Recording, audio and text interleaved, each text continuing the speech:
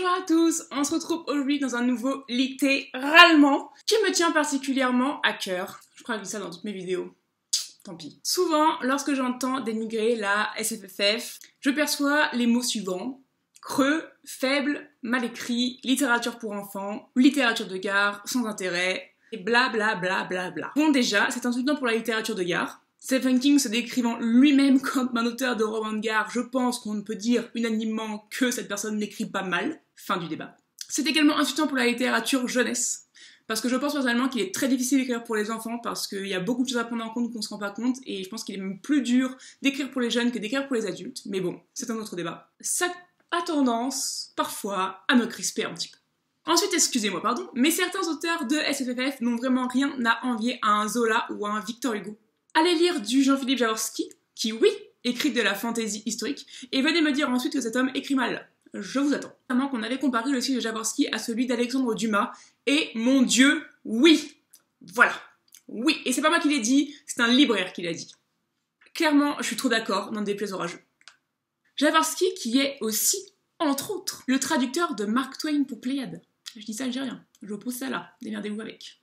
Idem pour des novellistes, comme Elani Fadzi, qui, excusez-moi du peu, a un style très littéraire, poétique et affirmé à la fois. L'ampleur de ses nouvelles, les descriptions, la finesse avec laquelle le malaise est installé, et la précision des chutes, à la fois surprenantes et inexorables, sont assez magistrales. Mais oui, elle écrit du fantastique, et du coup ne bénéficie peut-être pas de la scène qu'elle mériterait pour ses écrits et pour leur qualité. Et sachez que vous passez à côté de quelque chose de sacrément incroyable. Du coup, aujourd'hui, je voudrais faire un littéralement qui va parler du style. Parce qu'on reproche très souvent aux auteurs de SFFF de mal écrire, ou en gros de se tourner vers ce genre parce qu'ils ne seraient pas capables d'écrire assez bien pour de la littérature blanche. Vous voyez comme je me gosse. Et du coup, je me suis dit qu'il était temps de faire un petit point rapide sur ce qu'est le style. Je suis donc allée me renseigner sur ce que c'était le style, et sachez que c'est un mot qui est arrivé très tardivement puisqu'il a été utilisé pour la première fois en 1960 par Roland Barthes, qui l'a utilisé pour la première fois afin de définir la façon dont l'écrivain envisage lui-même la place de ses écrits. Donc c'est assez récent qu'on parle de style. Le style, ce sont toutes les techniques d'écriture, les outils de langage qui permettent à un auteur de façonner sa propre façon d'écrire, qui sera ensuite reconnaissable et qui lui appartiendra en propre, qui sera un peu sa patte et sa marque de fabrique. Ce sont des licences poétiques, des digressions, des néologismes, des manières d'appuyer son discours, qui servent à rendre sa prose esthétique et unique. Et c'est ainsi qu'il se différencie des autres et devient artiste. L'écriture pour l'écrivain, c'est le moyen de transmettre. Que ce soit un récit, une intrigue, une description, un sentiment, une émotion, l'écriture c'est la transmission et chacun va transmettre d'une façon qui lui est propre et unique. C'est aussi un moyen de créer sa propre langue, chaque écrivain a son propre style, sa manière de construire l'histoire et ses phrases. Toute écriture est personnelle et chaque style est personnel. Ainsi, dire que des auteurs de SFFF n'ont pas de style, c'est comme revenir à leur dire qu'ils ne savent pas écrire et c'est totalement absurde. Et du coup, pour vous montrer que on a du style, et ouais, on a la classe mais aussi en SFFF, j'ai décidé de faire cette vidéo un peu différente des autres, ce ne sera pas littéralement classique. J'ai envie de vous présenter deux livres de SFFF qui par leur style, qui leur est propre, le style de leur auteur m'ont vraiment marqué, voire même complètement bouleversé. Tant par leur histoire que par leur style, et vous montrer qu'écrire de la SFFF, eh ben c'est autre chose que mettre des elfes, des dragons et des nains partout en avant. Le premier livre dont je vais vous parler, il fallait s'y attendre, ce sont Les Seigneurs de Bohême d'Estelle Faye, qui est ressorti très récemment et dont je vous ai un petit peu parlé dans la dernière vidéo. Ce livre est un énorme coup de cœur, tant par son histoire que par son style. Pour moi, Estelle Faye est l'une des autrices françaises avec le style le plus percutant, le plus visuel que j'ai jamais lu.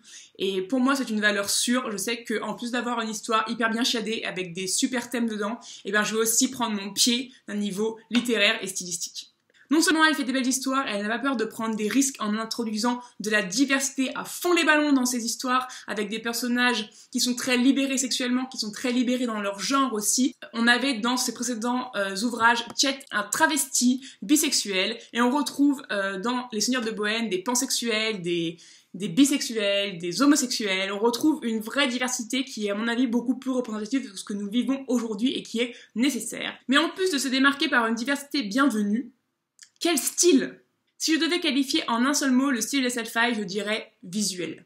Elle nous transporte littéralement dans les mondes qu'elle crée, et d'autant plus ici en Bohême où de chapitre en chapitre on change de personnage, de lieu et d'émotion avec une facilité absolument déconcertante.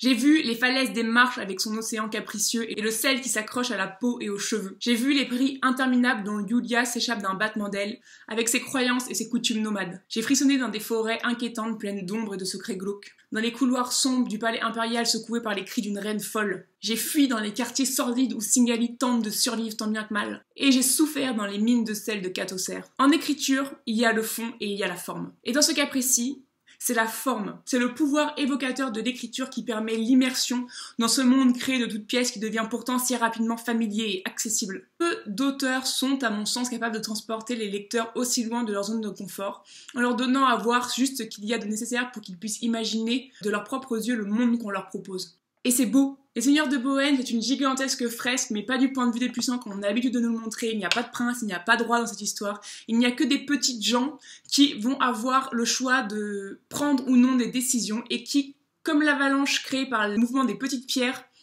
vont entraîner la chute d'un empire. Certains soirs, alors que le vent couche les longues herbes de la steppe et que le froid ankylose mes mains ridées, des soirs porteurs d'orage où le vieux Stepovoy sur son cheval maigre, les cheveux fous, réveille les esprits des anciens nomades. Les souvenirs de ma longue vie me reviennent en mémoire. Les images défilent sur la toile mouvante de la steppe, l'herbe gris-vert au reflet d'argent. Malgré moi, je plisse les paupières, je scrute le crépuscule. Malgré moi, je guette un rayon vert à l'horizon, un miroitement lointain du palais d'ambre vert, de la citadelle des empereurs, même si ce palais n'existe déjà plus. J'ai passé tant de crépuscules quand j'étais enfant à attendre cet éclat vert, à rêver de partir, de quitter la steppe pour découvrir le vaste monde. Et le monde alors, c'était l'Empire. Donc si vous voulez lire de la belle et bonne fantasy épique, piochez dans n'importe quel livre d'Estelle Faye et laissez-vous emporter. Le second livre dont je vais vous parler parle également d'océan. Et il s'agit un peu de mon coup de cœur ultime de mars-avril et pour l'instant de 2017. Il s'agit de La glace et le sel de José Luis Zarate. Rappelez-vous, nous en avions parlé lors de mon passage à la librairie La Zone du Dor à Bordeaux, je vous mettrai les liens en barre d'infos. Dans ce livre, nous allons suivre l'aventure de l'équipage du Déméter, un bateau qui va prendre à son bord des caisses de terre mystérieuses. Et nous allons suivre leur épopée sur la mer jusqu'à Londres à travers le journal de bord de leur capitaine. Dans ce livre, on sait que Dracula se cache quelque part. Mais il reste une ombre que l'on s'attend à voir surgir, une tension un peu inquiète et palpable qui attise la lecture. Dans cet ouvrage, la plume est définitivement ce qui porte tout le récit. L'écriture est d'une poésie folle et envoûtante. Et très souvent, je me suis prise à lire des passages entiers des chapitres à voix haute pour savourer les sons et faire rouler les mots sur ma langue. D'ailleurs, je tiens à applaudir des deux mains le travail de traduction qui a été fait sur ce roman et qui est absolument incroyable. Dans ce huis clos, enfermé sur un bateau, règne la méfiance, la morsure du soleil et la brûlure du sel, qui part la peau d'une odeur et d'un goût si particulier. On assiste aux tourments et aux déchirures de l'âme d'un capitaine rongé par les désirs malsains qu'il sent pour son équipage. C'est une ode au désir, au refus de s'accepter, à la résilience d'un homme qui choisit des marins aux antipodes de ses goûts afin de ne pas céder à la tentation, mais qui fantasme toujours envers et contre tout. Car si le vampire peut assouvir sa soif de sang, le désir trop longtemps refoulé est une machine insatiable que rien ne peut satisfaire. En se faisant immense, le monde s'est réduit. Nous avons laissé la côte derrière nous et l'horizon n'est plus que mer et ciel. Ciel gris sans limite, obscure mer sans fond. On peut s'y perdre. Nous le savons tous. Nous inspectons la cargaison et nous resserrons les nœuds comme pour consolider notre propre position. La certitude que nous sommes bien là, malgré l'étendue de l'indifférence de ce qui nous entoure. Nous en prenons soudain conscience. Trop tard. Le monde n'est rien d'autre.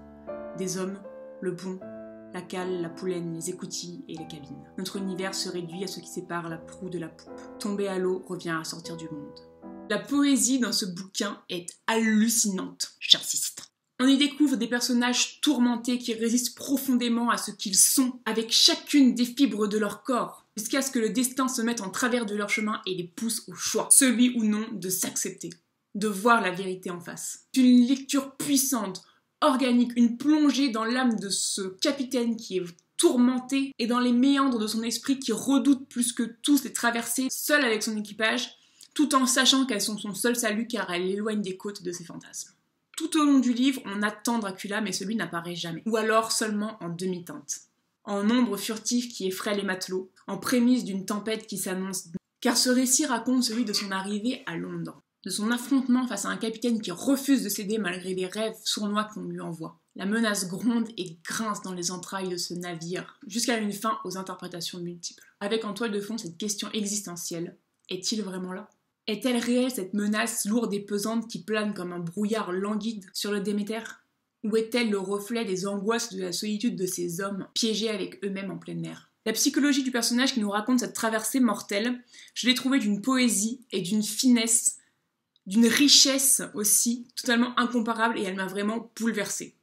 C'est vraiment une percée au cœur de l'âme d'un homme que j'ai vécu, au cœur d'un monstre, parce qu'il se considère vraiment comme un monstre. Que ce soit sur une mer d'huile ou dans la furie d'une tempête, entre les grincements des cordages et le fumet insipide de la soupe, quand l'odeur de la peur prend le dessus sur tout, sur la raison, et pousse les hommes aux décisions les plus désespérées, croyez-moi, vous ne sortirez pas indemne de ce voyage. Voilà, j'espère que avec ce format un petit peu différent des autres littéralement, j'ai réussi à vous convaincre avec ces deux bouquins qui m'ont tellement marqué et tellement touché qu'il y a du style et de l'écriture et que celle-ci peut porter l'histoire et quel que soit le genre qu'elle sert. Et donc, quand SFFF, on a nous aussi du style et du talent. Et ne laissez plus jamais personne vous dire que la SFFF sont pour les gens qui ne savent pas écrire parce que vous savez maintenant que c'est absolument, totalement et définitivement faux. Sur ce, je vous embrasse très très fort, je vous souhaite de faire de super belles lectures et on se retrouve très vite pour une prochaine vidéo. Ciao!